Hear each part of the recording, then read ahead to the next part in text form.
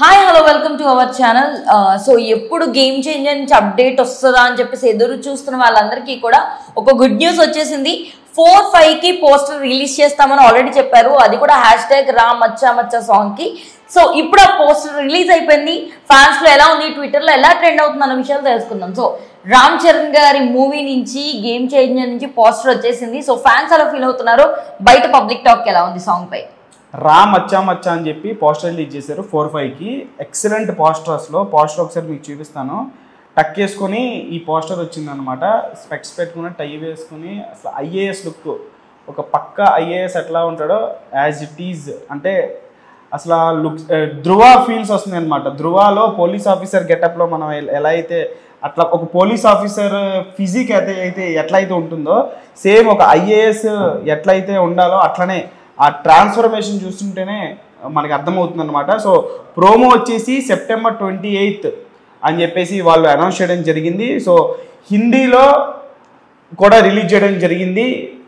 దమ్ తు దిఖాజా అని చెప్పేసి ఆ వర్డింగ్తో సాంగ్ స్టార్ట్ అయిపోతుంది. సో పోస్టర్ అయితే మెంటల్ ఉంది, చాలా వైబ్రెంట్గా ఉంది. ఆ ఫెస్టివల్ వైబ్ అనేది పోస్టర్లో కనిపిస్తుంది. సో ఇలా వచ్చిందో లేదో సో ఫ్యాన్స్ అందరికీ అలా కిక్ ఇచ్చేసినటువంటి మంచి పోస్టర్ని అండ్ పోస్టర్లో డీటెయిలింగ్, ఆ ఫెస్టివల్ వైబ్, ఆ వెనకాల ఎక్కడో దూరంగా ఉన్నటువంటి ఆ సిటీ తాలూకు వైబ్ కూడా క్యాప్చర్ చేశారు. అంటే ఎంత క్వాలిటీగా పోస్టర్ ఉందనేది మనం అర్థం చేసుకోవచ్చు. సో బేసిక్లీ ఇటువంటి కాంట్రాస్ట్ కలర్స్ అంటే గబుక్కున వేరే ఏ హీరోకి వేసినా గబుక్కున అంత సూట్ కాదు. ఎక్కువగా అందరూ ఇటువంటి అంటే ఒక ఇప్పుడు దీనిలో లైట్ గ్రీన్ ఉంది, లైట్ గ్రీను, పింకు, ఇట్లాంటి ఎల్లో ఇటువంటి అమ్మాయిలు వేసుకుంటారు, హీరోయిన్లు వేసుకుంటారు.